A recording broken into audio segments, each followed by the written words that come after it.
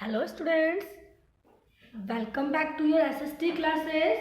Yes students, as you know that we are starting our second term syllabus and from the 13th chapter we will start our second term syllabus of SST class 5th.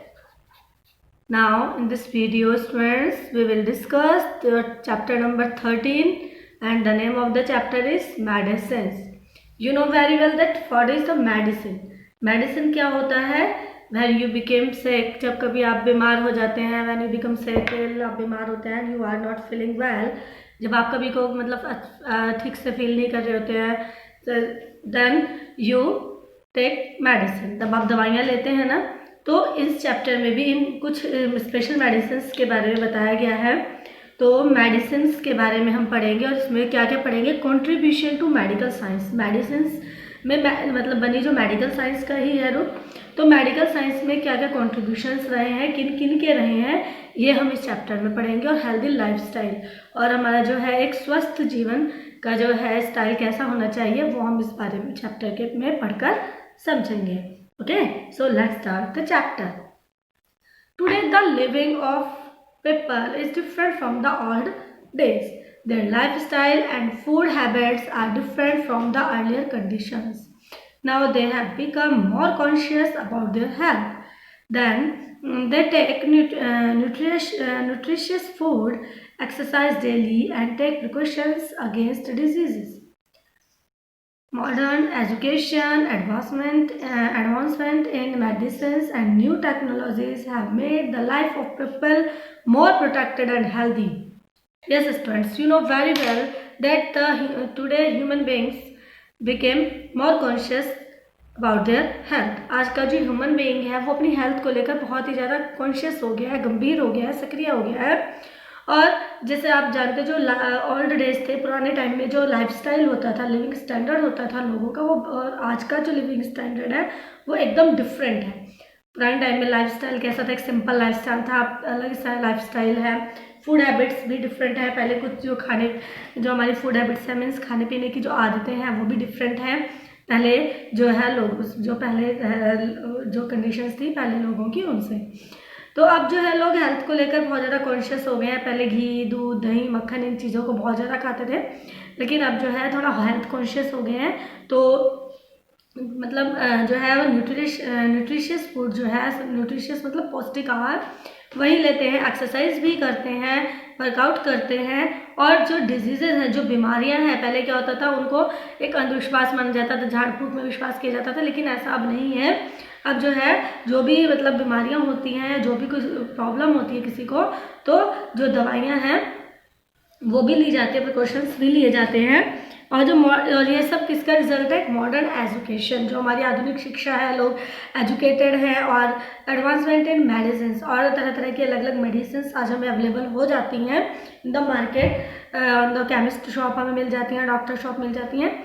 तो ये new technologies जो है इन सभी ने हमारा जो आज का जो ह्यूमन बीइंग है उसकी लाइफ को जो है वो बहुत ज़्यादा एडवांस कर दिया है. मोर प्रोटेक्टेड फील करता है, वो ज़्यादा सुरक्षित फील करता है, हेल्दी फील करता है. तो वो कॉन्ट्रीब्यूशंस क्या रहे हैं जिनकी वजह से, जिन टेक्नोलॉजीज़ की वजह से आज का जो ह्यूमन बीइंग है वो खुद को प्रोटेक्टेड और हेल्दी फील करता है, तो वो किस वजह से हुआ है, आइए उन सब के बारे में जानते हैं क्या क्या कॉन्ट्रीब्यूशंस रहे हैं. तो contribution of medical science. Medical science ने ऐसी कौन कौन से योगदान दिए हैं, क्या तरक्की की है जिसकी वजह से हम आज अपने आप को सेफ फील करते हैं. तो सबसे पहले हम जानेंगे स्टेथोस्कोप के बारे में. स्टेथोस्कोप जो आपने देखा होगा डॉक्टर की, जब कभी भी आप डॉक्टर के पास जाते हैं, आप कोई बीमार होते हैं, तो वो गले में कुछ एक ऐसा पहना होता है, कुछ स्ट्रिप सी डाली होती है गले में, और उसके आगे दो मतलब ऐसे राउंड शेप में होते हैं. तो वो उससे आपको जो बॉडी को टच करके जब आपको बुखार होता है तो वो आपकी चेस्ट पर, ब्रेस्ट पर टच करके डॉक्टर से जो है पता लगाता है. तो वो क्या पता लगाता है? तो वो स्टेथोस्कोप होता है, डॉक्टर्स का एक इंस्ट्रूमेंट होता है स्टूडेंट्स, वो जिसकी हेल्प से जो है जो आपके इंटरनल बॉडी पार्ट जैसे लंग्स वगैरह जो है, आपकी हार्ट बीट का पता लगता है.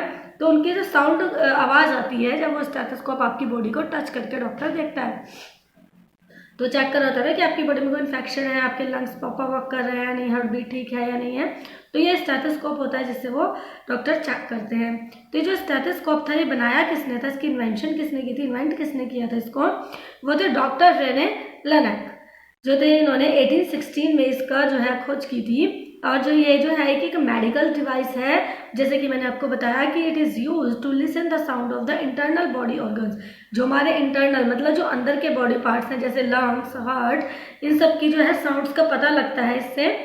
Bye using this device doctor identify that there is a problem in the function of body organs. और इस डिवाइस से जब डॉक्टर यूज़ करते हैं इस डिवाइस को तो उन्हें पता लग जाता है कि हमारे जो इंटरनल बॉडी पार्ट्स हैं उनके फंक्शन में, उनके वो जो काम करते रहते हैं तो उस फंक्शन जो होते हैं उसमें उनके फंक्शन में कोई भी प्रॉब्लम तो नहीं है। तो stethoscope use this days are far more advance and very sensitive. अभी जो स्टेथोस्कोप जो है वो अब बहुत एडवांस रूप ले लिया है उसने जो है अब आज जो हम जो हमारे डॉक्टर्स यूज़ करते हैं, और वो बहुत ही सेंसिटिव हो गया है, मतलब एकदम एग्जैक्ट पता लग जाता है उसको यूज़ करने से, ठीक है। और दूसरा देखो हम इसमें मेडिकल इंस्ट्रूमेंट्स के बारे में बताएंगे किन किन चीज़ों का यूज़ करते हैं डॉक्टर्स क्लिनिकली आपको पता लगाने के लिए, डॉक्टर आपकी बॉडी पार्ट्स के प्रॉब्लम्स के बारे में जानने के लिए, फंक्शंस के बारे में जानने के लिए। तो स्टेथोस्कोप के बारे में पता लग गया कि स्टेथोस्कोप क्या है, उसका यूज़ वो जो एक मेडिकल डिवाइस है और उसका यूज़ किया जाता है हमारे जो इंटरनल ऑर्गन्स हैं जैसे हार्ट, लंग्स, इनके साउंड के बारे में पता लग जाता है, उनकी आवाज़ें आती हैं और उनके फंक्शंस बॉडी प्रॉपर फंक्शन कर रहे हैं या नहीं कर रहे हैं ये पता लग जाता है, ठीक है। तो इस तरह से हम हेल्दी फील करते हैं, सेफ फील करते हैं। जब हमें कोई प्रॉब्लम होगी तो हमें विश्वास होता है हम डॉक्टर के पास जाएंगे और डॉक्टर जो है मतलब हमें प्रॉपर पता लग जाएगा क्या भी प्रॉब्लम है, उसी के अकॉर्डिंग हम मेडिसिन लेंगे, प्रिकॉशंस लेंगे, है ना। तो दूसरा एक ऐसी तरह का एक और भी डिवाइस है क्लिनिकल थर्मोमीटर। देखो जब कभी भी आपको बुखार होता है तो आप डॉक्टर के पास जाते हैं ना, है ना। तो डॉक्टर क्या करते हैं, एक रोड सी होती है, ग्लास की रोड, है ना, और वो या तो आपके मतलब टंग के नीचे रखते हैं या फिर आपके अंडरआर्म में डालते हैं। उससे क्या होता है हमारी बॉडी के टेम्परेचर का पता लग जाता है। तो एक आम रोड नहीं है वो बच्चों, उसके अंदर ना एक छोटा सा जो है बल्ब सा होता है, जैसे मरकरी एक मेटल है जो लिक्विड फॉर्म में होती है, तो वो उसके अंदर डला होता है जिसकी हेल्प से हमारे बॉडी के टेम्परेचर का पता लग जाता है। तो it is a device that is use to measure body temperature. तो क्लिनिकल थर्मोमीटर क्या है, आप सभी ने देखा है बच्चों, जब कभी आप डॉक्टर के पास जाते हैं आपको फीवर होता है, टेम्परेचर होता है, तो टेम्परेचर चेक करने के लिए जो है टेम्परेचर मापने के लिए हमारी ह्यूमन बॉडी का यह है क्लिनिकल थर्मोमीटर का यूज़ किया जाता है। और इसका जो इन्वेंट किया था किसने किया था, डेनियल फारेनहाइट ने, है ना। तो ये एक जर्मन जो है ये फिजिसिस्ट थे और 1715 में इन्होंने इसका जो है पता लगाया था, इसका इन्वेंट किया था।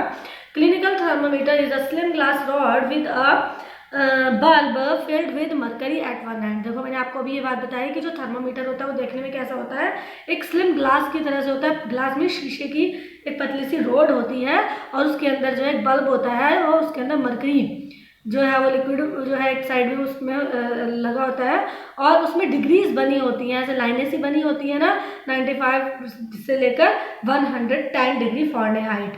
तो हमारी बॉडी का जो टेम्परेचर मेज़र किया जाता है उसका एक स्केल है जिसे हम सेल्सियस में भी मापते हैं और फ़ारेनहाइट में भी मापते हैं। तो जैसे कि आपको मैंने बताया कि उसको जो इन्वेंट किया था वो डेनियल फारेनहाइट ने किया था।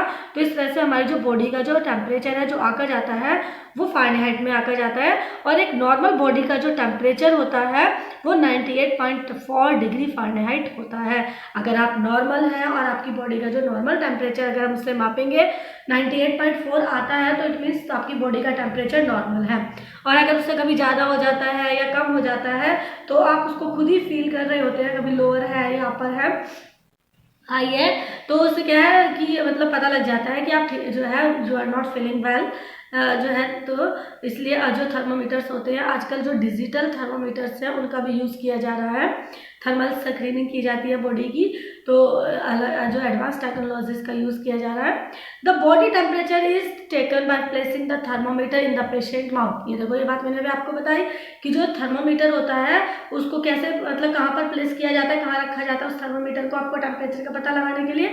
जो भी कोई पेशेंट होता है, मरीज होता है, या तो उसके मुंह में, उसकी टंग के नीचे, या फिर आर्मपिट, जो हमारी आर्मपिट होती है, ये आर्मपिट मतलब जो ये अंडर आर्म होती है। The mercury in the bulb heats up. अब जो उसके अंदर जो बल्ब होता है मर्करी का वो हीट मतलब गर्म हो जाता है और expand due to body heat, और वो जो हमारी पूरी बॉडी की हीट तक फैल जाता है, जिससे पता लग जाता है कि जो हमारे जो है rises indicate the body temperature, वो मेल्ट होके उस बॉडी के टेम्परेचर तक चला जाता है जो हमारी बॉडी का टेम्परेचर होता है। तो मरकरी जो है जो बल्ब के अंदर जो मर्क्यूरी लिक्विड है वो उसी बॉडी के उसी स्केल तक पहुंच जाता है जितना हमारी बॉडी का टेम्परेचर होता है, तो उसके आंसर में पता लग जाता है कि हमारी बॉडी का टेम्परेचर कितना है। तो इस तरह से हम जान लेते हैं और फिर उसी के अकॉर्डिंग हम प्रिकॉशंस लेते हैं, डॉक्टर हमें एडवाइस करते हैं, मेडिसिन देते हैं, है ना। तो अब हमने दो बारे में पता लगे कि स्टेथोस्कोप और एक जो है कौन सा पता लगा, क्लिनिकल थर्मोमीटर। अब सर्जरी, देखो कभी कभी क्या होता है, सर्जरी चीरा फाड़ी को कहते हैं, सर्जरी ऑपरेशन जो होता है तो वो भी हमारे जो है ज़रूरी होती है। कभी कभी कुछ इस तरह की प्रॉब्लम्स आ जाती हैं जिसमें सर्जरी करना ज़रूरी हो जाता है। तो Indian aware of surgery since ancient time, प्राचीन समय से ही जो भारत में भारतीय लोग हैं वो उनको सर्जरी के बारे में पता है। Surgery is the method of the for the treatment of diseases, किसी भी डिजीज से बीमारी से, डिजीज मतलब बीमारी का इलाज करने के लिए ये एक तरीका होता है। और जब कोई इंजरी हो जाती है, इंजरी मतलब कोई घाव हो जाता है हमारे शरीर में, डिफॉर्मेशन थ्रू ऑपरेशन, तो उसको क्या है ऑपरेशन से भरा जाता है। Now with the advancement of medical science, अब मेडिकल साइंस ने इतनी ज़्यादा तरक्की कर ली है कि नए नए मेथड्स जो हैं वो डेवलप हो चुके हैं ऑपरेट करने के लिए, ऑपरेशन के लिए, from some of the most complex organs. जैसे आपके अगर ब्रेन में कोई प्रॉब्लम है, किडनी में प्रॉब्लम है, हार्ट में प्रॉब्लम है, तो ऑपरेशन के थ्रू इसको का इलाज किया जाता है, सर्जरी की जाती है। रिप्लेसमेंट ऑफ डैमेज, अगर हमारे कोई इंटरनल पार्ट्स है, जैसे इसने बताया लंग्स है, किडनी है, मतलब जो किडनी है, हार्ट है, तो अगर कोई पार्ट हमारा खराब हो जाता है तो उसकी जो है सर्जरी के द्वारा जो है उसको जो है पॉसिबल किया जाता है रिप्लेसमेंट, मतलब उसके बदले सपोज हमारी किसी की को भी किडनी में प्रॉब्लम हो गई है तो उसके बदले दूसरी किडनी भी डाली जाती है। तो इस तरह से रिप्लेसमेंट भी जो है डैमेज्ड ऑर्गन्स की जो है सर्जरी के द्वारा पॉसिबल होती है। दूसरा पता लगाएंगे हम लेज़र। अब देखो लेज़र क्या होता है, ये आपने सुना तो होगा, लेज़र ऑपरेशन, है ना। तो वो कैसे होता है laser, this days light amplification by stimulated emission of radiation. देखो रेडिएशन होती है इसमें जो है परातत्वैंगिक किरणें होती हैं, और laser is replacing surgeries in many cases, कई केसेस में जो है लेज़र सर्जरी होती है। लेज़र क्या है, देखो is a narrow beam of light, एक किरण होती है लाइट की, जो लेज़र लाइट होती है वो intensely light that can travel long distance without getting disperse, मतलब लंबी दूरी तक वो जो है जो लाइट वो चली जाती है बिना किसी डिस्टर्बेंस के, बिना किसी डिस्पर्सल के। तो laser treatment destroy the disease tissue. अब लेज़र ट्रीटमेंट से क्या होता है, हमारी बॉडी के अंदर जो टिश्यूज़ होते हैं जिसके अंदर प्रॉब्लम होती है जो भी, तो वो उसको जो है डिस्ट्रॉय कर देती है and help to heal the affected body part, और वो हमारे बॉडी में जो भी अफेक्टेड पार्ट होता है जिसमें कोई प्रॉब्लम होती है उसको ट्रीट करता है, हील करता है उसको घाव को भरने में। दूसरा है आप पढ़ेंगे माइक्रोस्कोप। देखो माइक्रोस्कोप के बारे में आप सभी ने सुना भी होगा। माइक्रोस्कोप एक इंस्ट्रूमेंट होता है। देखो क्या होता है, कुछ ऑब्जेक्ट्स ऐसे होते हैं, कुछ चीज़ें ऐसी होती हैं, बैक्टीरियाज भी होते हैं जिन्हें हम अपनी आइज से नहीं देख पाते, वो इतने छोटे होते हैं, है ना।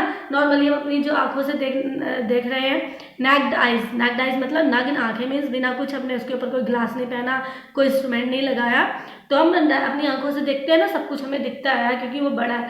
और जब कुछ जो है इस तरह के ऑब्जेक्ट्स होते हैं जो बहुत छोटे होते हैं, इतने छोटे होते हैं कि हमारी आंखों से वो दिखाई नहीं दे पाते, तो उनको देखने के लिए माइक्रोस्कोप का यूज किया जाता है। सूक्ष्मदर्शी, सूक्ष्मदर्शी मीन्स जिससे छोटी छोटी चीजें दिखाई देती हैं, तो वो उनको बड़ा दिखाता है, उन्हें बड़े मतलब उसकी हेल्प से वो हमें बड़े दिखाई देते हैं माइक्रोस्कोप की हेल्प से।